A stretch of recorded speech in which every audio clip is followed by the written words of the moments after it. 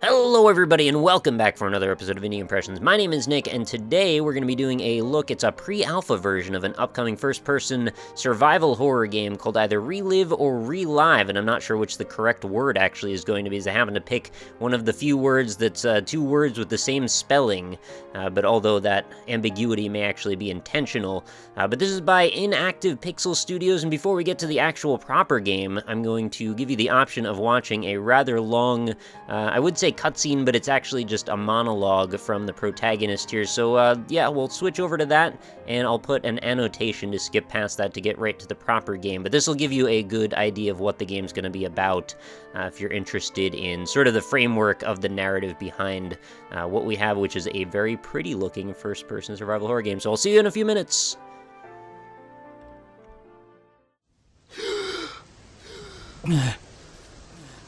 The nightmares were getting worse. When I was young, they were just filled with shadows, things in the dark, watching me. But as I got older, the dreams became more intense. The figures, shadows, they began following me, sometimes chasing me in the dark. And as time went on, the dreams became more violent. Hands grasping at my ankles, dragging me down dark hallways. Nameless figures scratching at me from the darkness. I would wake up in different places sometimes. And I never remembered how I got there. And these events obviously concerned my parents, but the doctors attributed them to common sleepwalking and night terrors. Kids go through this all the time, they said. It will all pass over time, they said. Yeah, right. As I got older, I started having incidents at school. My parents sent me to a psychiatrist to discuss what was going on with me. I told him the truth. I told him I could hear voices. And now it wasn't just in the dreams either. I could hear them when I was awake. If I was walking down a hallway, alone at school, or lying in bed at home, they were following me almost all the time now. Almost everywhere I went, I felt like I was being watched. At first, the psychiatrist thought I might be schizophrenic, but with no family history, he said I didn't fit the profile, that the facts just didn't add up. And after months of observation and tests, he actually told my parents that I might be inventing the whole thing, just to get attention. Who the hell would do this for attention? What could I possibly gain from it? Maybe he was wrong. Maybe I was schizophrenic. Maybe I am crazy. Maybe. Even so, after all this time, all these years, what if it's real? As crazy and stupid as it sounds, are the shadows really following me? Are the voices I hear ghosts or spirits or something? Are they real? Is she real? Only recently I started to see more than just shadows. I saw her, a girl, in the darkness. I couldn't see her clearly at first, but over time I could see her more fully. I began to see the details in her face. I could hear her voice clearly now. There was no mistaking it. It was always her. I almost think I can feel when she's near me. My God. Am I going crazy? Or is this real? And if so, who is she? What is she? And what the hell does she want with me? I don't know. I don't know anymore. In my senior year, after I turned 18, the frequency of the dreams seemed to slow down a bit. And I had less incidents. And after I graduated high school, things started to get better for me. And I tried to put all these thoughts behind me to try to move on with my life. I'm getting better, I would tell myself. Everything's gonna be fine. Eventually, the dreams will stop. They're going to stop completely. Eventually. Eventually, everything will stop. I mean, it has to, right? A month ago, I got a letter. I was accepted into a university. A good one. Out of state. Mom and Dad didn't like the idea of me moving away from home, but they could see it in my eyes. I needed to get away. I had to get out. To get away from my past. I wasn't running. I just needed space. Besides, the only people I knew on a first-name basis were doctors. I barely had any friends at school. I was an outcast. And Mom and Dad were my only family in the city. I would miss them, sure. But there wasn't much keeping me there. I needed a fresh start. A new place. A new home. A new city. A new beginning.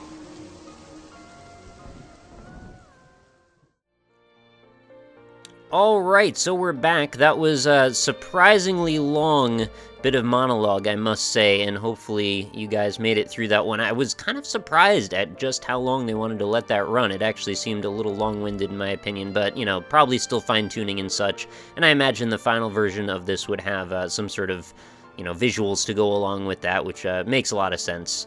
I would almost see, like, sort of a graphic novel approach or something like that. Anyway, our character seems to be here in this apartment with a very fancy motif here. The decor of this place is really, really rich looking and really interesting and quite brilliant looking lighting effects here, although maybe the bloom is a little bit amazingly exaggerated. As we look around, you'll notice everything is sort of glowing and humming, and if we get too close, you can actually see all kinds of little bits of like dirt, which I'm assuming are reflecting off your glasses, unless we're wearing some sort of goggles here, which that wouldn't really make a whole lot of sense. Also, I feel like I should apologize in advance just in case, but this is probably going to be one of the darkest games that I've put up on my channel, so I'll do my best to do some post-processing as we look around the apartment and anywhere else that we happen to end up. Now, there are, of course, some ways around some of this darkness, and one of those such ways would be to pick up my cell phone here. Apparently some sort of Samsung Galaxy-style phone. If I could grab that, I think I have to duck here. Can we? There we go.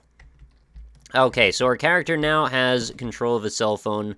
Not really sure what to do with it other than you can use it to just vaguely light things that are directly in front of you. As you can see, the light that's cast from it is so minuscule that it's almost only useful if you're directly standing in front of something. Now, the strangest thing to me, and maybe I just haven't found the button, is there doesn't seem to be a way to turn the thing around, because obviously the light is being cast from the side facing my face, so if I would have just, like, turned this in the other direction, I wouldn't have a bright blue glaring light in my eye, and also I could probably see a little bit better. So I'm really hoping that that's just a sort of an oversight of the pre-alpha version here, and again, any pre-alpha versions are always going to have a lot of things that need to be tweaked and stuff. So, you know, I'm not worried about it. It's just honestly kind of annoying to look at the game when all you see is this blue light.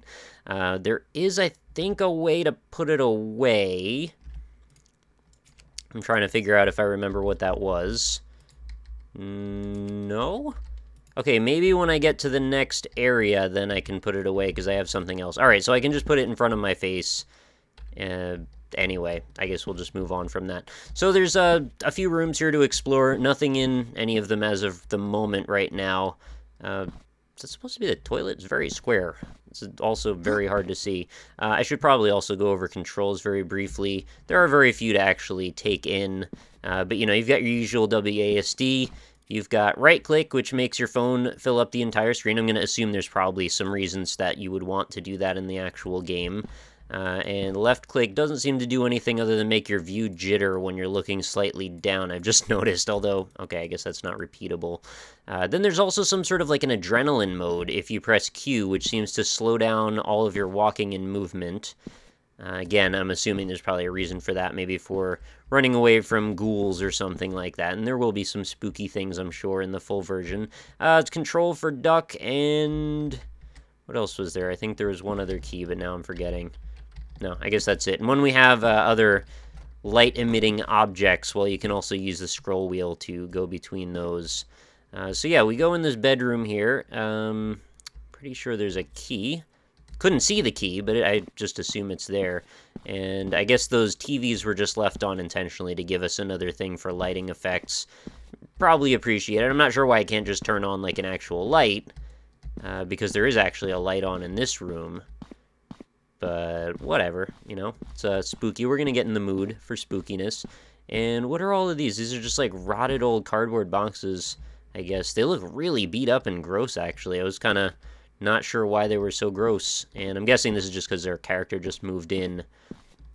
There's a big old present over here, too, which I can't seem to use, unfortunately. I'm going to assume that also has something to do with the main story in the proper game. Oh, and spacebar, I guess, was that other control that I was forgetting about. Is that a sliced lemon on that table? Also, oh, there's my glasses there on the table. Well, unless I'm wearing another pair of glasses. So now I don't understand what the smeariness on the lens is. Anyway, the only other... Oh, I can run, and that makes the cell phone go away. So that's like a brief moment of being able to see without the blue brilliant light. Oh, and we can see through to another realm that we're not supposed to be able to get to over there, and that's kind of funny because it actually seems to be emitting quite a bit of light. All right, so why don't we go and head over in that direction? Also, anti-aliasing needs to be a bit more of a thing. I'm running this actually at 1080 right now, and all of the things that seem to have any light bouncing off them, they all have this kind of glittery effect, which might be useful if you're trying to find something in the dark, but it just doesn't quite look that natural. So we're going to press E, open up this with a key, and oh my god, it's a wild door to another dimension, and wow, that's a lot of junk on my eyes. It's like somebody shining a UV light at me or a black light or something and just clean my head off. Pretty weird. Also the glowiness, too. I hate to just keep harping on the same point, but like the fact that everything is just sort of pulsing in and out after a while, I think that starts to give me a little bit of a headache. But let's go through the portal and see things that get spooky. I just shut the door on my own head there.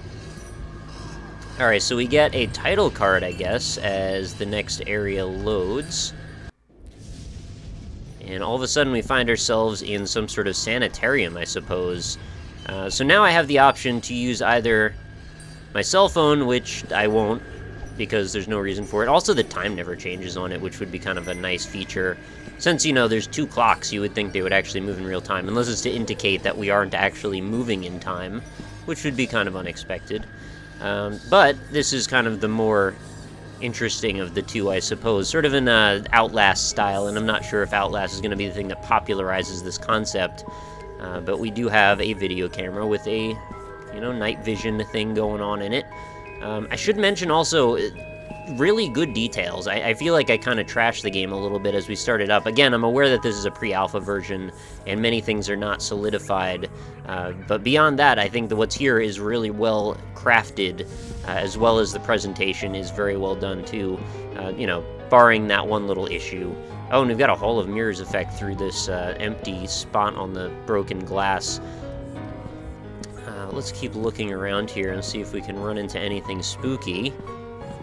Also trying to be careful, too, because I actually got stuck once before when I was walking through this area. And I did actually play through the whole thing, in case you're wondering, just to see how long it was ahead of time. And unfortunately, the whole demo runs, you know, about 5 minutes if you know right where to go. Probably not even that. You could probably sprint through the whole thing in about 2.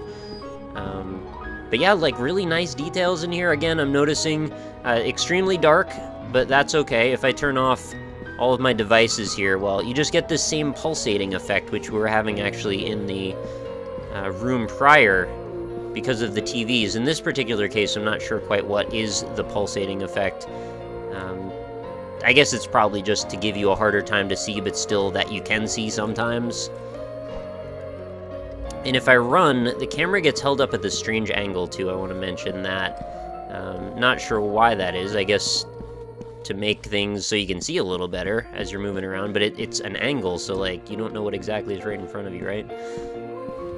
Everything's got a very gritty, visceral feel in this very dark room here. The textures look quite crisp, and there's some haunting, very well-crafted music, I have to say, playing. Oh, geez. Alright, well, there was a jump scare, I suppose, although not a particularly effective one in my case. Let's keep looking around here. Is there... Oh, there's just, like, somebody standing there in that room who just vanished.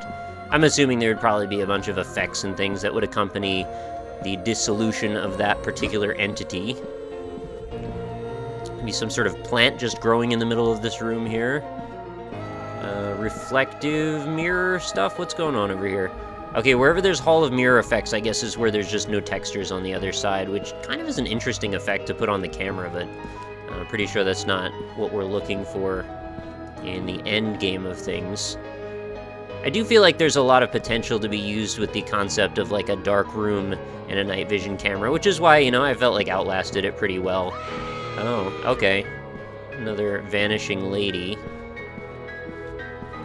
And all of the toilets don't have doors, but, well, I guess that's due to this being some sort of assisted care facility.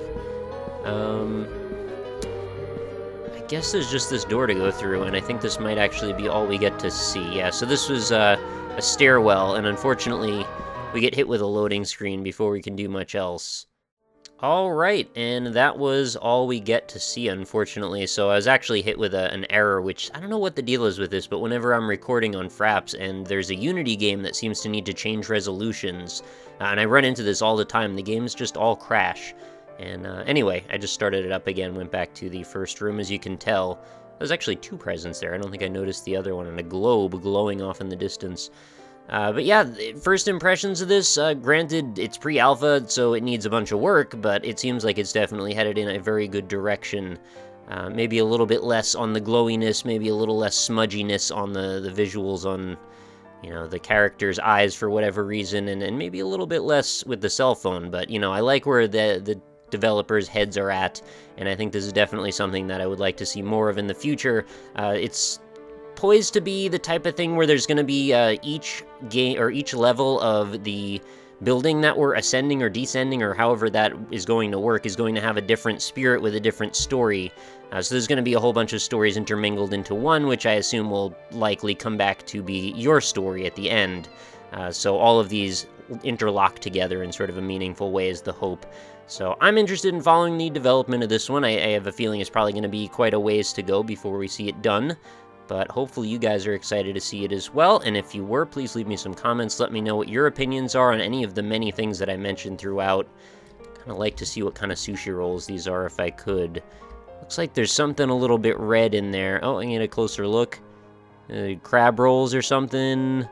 I don't know. Let me know what kind of sushi this is in the comments also. Oh, these are pears, aren't they? Oh, so there is a... No. They are lemons. I thought they were pears for a split second, and it totally is a sliced lemon on the edge. I don't know what that's about. Anyway, hopefully you enjoyed this one. Let me know your thoughts, and please do come back again tomorrow for another episode of Indie Impressions. New ones are every single day, so I will see you back for another if you liked what you saw, and hope you have a fantastic night. Talk to you all later.